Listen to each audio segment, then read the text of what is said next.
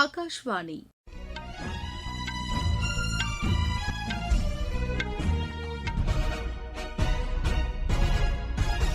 செய்திகள் வாசிப்பவர் மிருதுளா. தலைப்புச் செய்திகள்: வளர்ச்சியடைந்த இந்தியா என்ற இலக்கை எட்ட மாநிலங்களின் வளர்ச்சி முக்கியமானது என்று குடியரசு துணைத் தலைவர் திரு சி பி ராதாகிருஷ்ணன் கூறியுள்ளார். பிரதமர் திரு நரேந்திர மோடி சிக்கிமில் 4000 கோடி ரூபாய் மதிப்பிலான வளர்ச்சி திட்டங்களை இன்று தொடங்கி வைக்கிறார். மேற்கு வங்கத்தில் இரண்டாவது மற்றும் இறுதிக்கட்டமாக சட்டப்பேரவைத் தேர்தல் நடைபெறும் 142 தொகுதிகளில் வாக்குப்பதிவுக்கு அனைத்து ஏற்பாடுகளும் மேற்கொள்ளப்பட்டுள்ளன.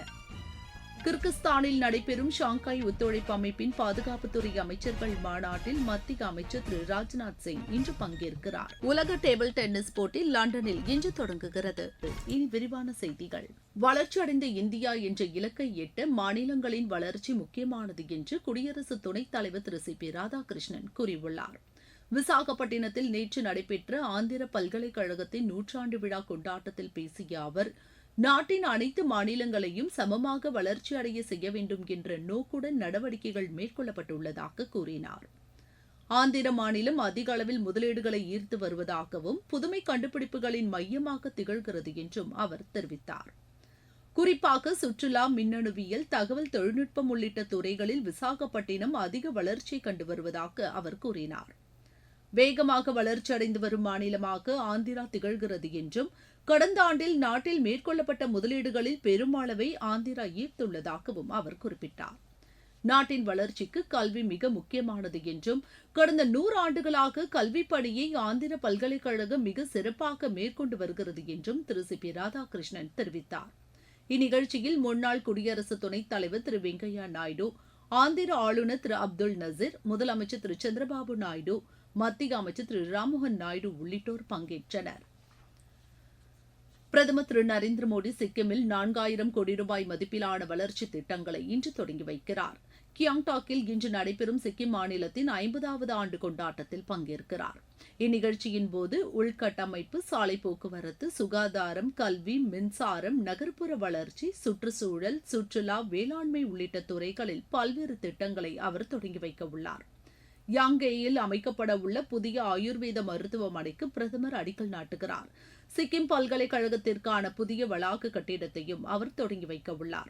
அதனைத் தொடர்ந்து இன்று பிற்பகல் உத்தரப்பிரதேச மாநிலம் வாரணாசி செல்லும் பிரதமர் அங்கு 6350 கோடி ரூபாய் மதிப்பிலான வளர்ச்சி திட்டங்களை தொடங்கி வைக்கிறார்.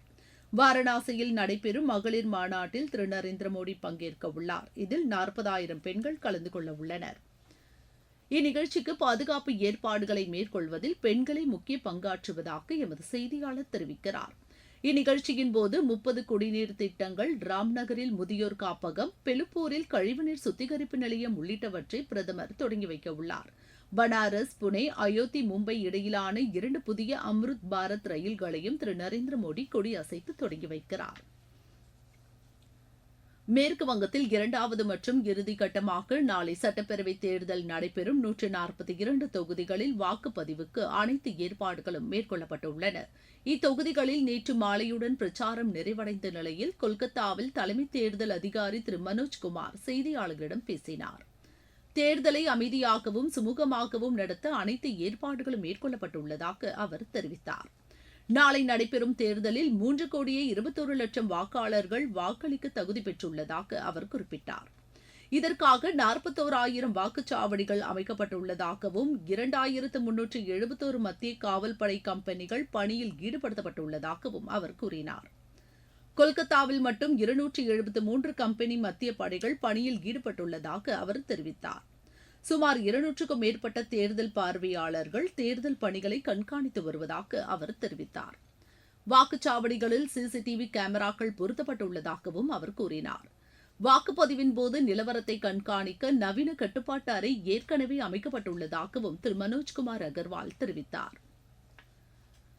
கிர்கிஸ்தானில் நடைபெறும் ஷாங்காய் ஒத்துழைப்பு அமைப்பின் பாதுகாப்புத்துறை அமைச்சர்கள் மாநாட்டில் மத்திய அமைச்சர் திரு ராஜ்நாத் சிங் இன்று பங்கேற்கிறார். பிஷ்கேக்கில் இம்மாநாடு நடைபெறவுள்ளது. உலக அமைதிக்காக இந்தியா ஆற்றி வரும் பங்களிப்பை இம்மாநாட்டில் எடுத்துரைக்க இருப்பதாக திரு ராஜ்நாத் சிங் சமூக வலைதளத்தில் தெரிவித்துள்ளார். தீவிரவாதத்திற்கு எதிரான இந்தியாவின் உறுதியான நிலைப்பாட்டையும் இதில் எடுத்துரைக்க இருப்பதாக திரு ராஜ்நாத் சிங் கூறியுள்ளார். நீங்கள் கேட்டுக்கொண்டிருப்பது ஆகாஷ்வாணியின் செய்தி அறிக்கை. பல்வேறு நாடுகளுடன் இந்தியா மேற்கொண்டுள்ள தடையற்ற வர்த்தக ஒப்பந்தங்களை தொழில்துறையினர் பயன்படுத்திக் கொள்ள வேண்டும் என்று வர்த்தக மற்றும் தொழில்துறை அமைச்சர் திரு பியூஷ் கோயல் கேட்டுக் கொண்டுள்ளார். நியூசிலாந்துடன் மேற்கொள்ளப்பட்ட தடையற்ற வர்த்தக ஒப்பந்தத்திற்கு பின்னர் ஏற்றுமதி மேம்பாட்டு அமைப்புகளின் பிரதிநிதிகளுடன் நேற்று அவர் ஆலோசனை மேற்கொண்டார். இந்த ஒப்பந்தங்களை ஏற்றுமதியாளர்கள் பயன்படுத்தி அதன் பலன்களை அடைய வேண்டும் என்று அவர் கூறினார். நியூசிலாந்துடனான தடையற்ற பொருளாதார ஒப்பந்தம் இரு நாடுகளுக்கும் இடையேயான ஒத்துழைப்பை மேலும் வலுப்படுத்தும் என்று திரு பியூஷ் கோயல் கூறினார். வேளாண் மற்றும் ஊரக வளர்ச்சி தொடர்பான பல்வேறு திட்டங்களை மத்திய அமைச்சர் திரு சிவராஜ் சிங் சௌஹான் இன்று தொடங்கி வைக்கிறார். ஸ்ரீநகரில் நடைபெறும் நிகழ்ச்சியில் பிரதமரின் கிராம சாலை திட்டத்தின் கீழ் பல்வேறு பணிகளை அவர் தொடங்கி வைக்க உள்ளார். ஜம்மு காஷ்மீர் 96,000 மகளிர் சுய உதவி குழுக்கள் மேம்பாடு தொடர்பாக லட்சாதிபதி சகோதரிகள் திட்டத்தின் கீழ் பல்வேறு பணிகளை அவர் தொடங்கி வைக்க உள்ளதாக எமது செய்தியாளர் தெரிவிக்கிறார். ஐநா பொதுசபையின் 80வது அமர்வின் தலைவரான அன்னாலீனா போர்பாக் இன்று இந்தியா வருகிறார். அவர் வெளியுறவு அமைச்சர் டாக்டர் ஜெய்சங்கருடன் இருதரப்பு மற்றும் சர்வதேச விவகாரங்கள் குறித்து ஆலோசனை மேற்கொள்ள உள்ளதாக வெளியுறவு அமைச்சகம் தெரிவித்துள்ளது. குஜராத்தில் உள்ளாட்சித் தேர்தலில் பதிவான வாக்குகள் இன்று எண்ணப்படுகின்றன. 15 மாநகராட்சிகள், 84 நகராட்சிகள் உள்ளிட்டவற்றிற்கு நேற்று முன்தினம் தேர்தல் நடைபெற்றது.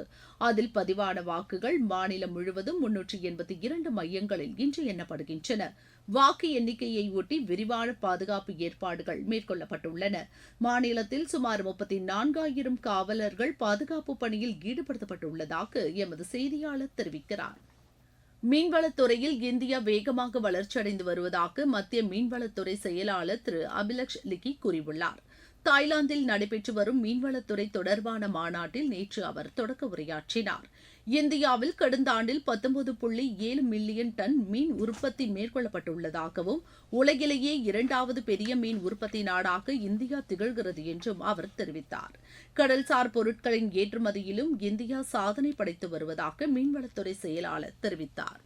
ஆந்திர மாநிலம் விசாகப்பட்டினத்தில் கூகுளின் செயற்கை நுண்ணறிவு தரவு மையத்திற்கு அம்மாநில முதலமைச்சர் திரு சந்திரபாபு நாயுடு மற்றும் மத்திய தகவல் தொழில்நுட்பத்துறை அமைச்சர் திரு அஸ்வினி வைஷ்ணவ் இன்று அடிக்கல் நாட்டுகின்றனர்.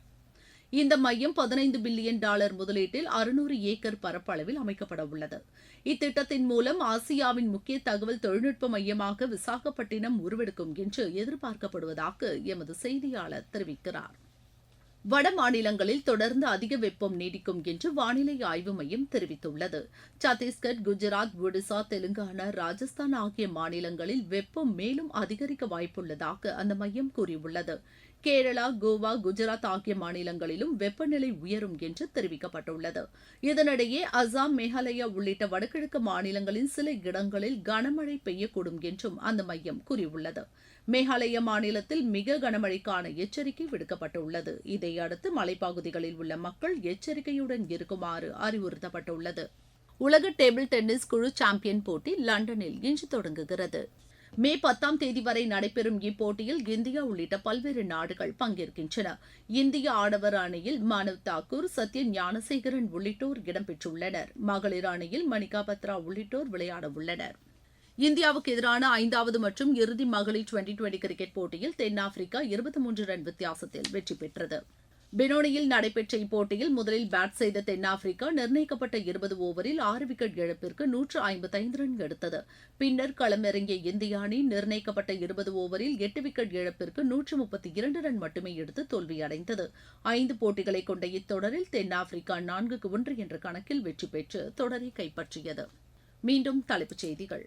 வளர்ச்சியடைந்த இந்தியா என்ற இலக்கை எட்ட மாநிலங்களின் வளர்ச்சி முக்கியமானது என்று குடியரசு துணைத் தலைவர் திரு சி பி ராதாகிருஷ்ணன் கூறியுள்ளார்.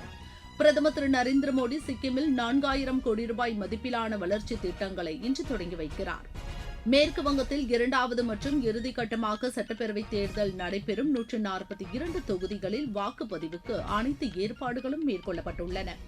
கிர்கிஸ்தானில் நடைபெறும் ஷாங்காய் ஒத்துழைப்பு அமைப்பின் பாதுகாப்புத்துறை அமைச்சர்கள் மாநாட்டில் மத்திய அமைச்சர் திரு ராஜ்நாத் சிங் இன்று பங்கேற்கிறார். உலக டேபிள் டென்னிஸ் போட்டி லண்டனில் இன்று தொடங்குகிறது. இத்துடன் இந்த செய்தி அறிக்கை நிறைவடைகிறது.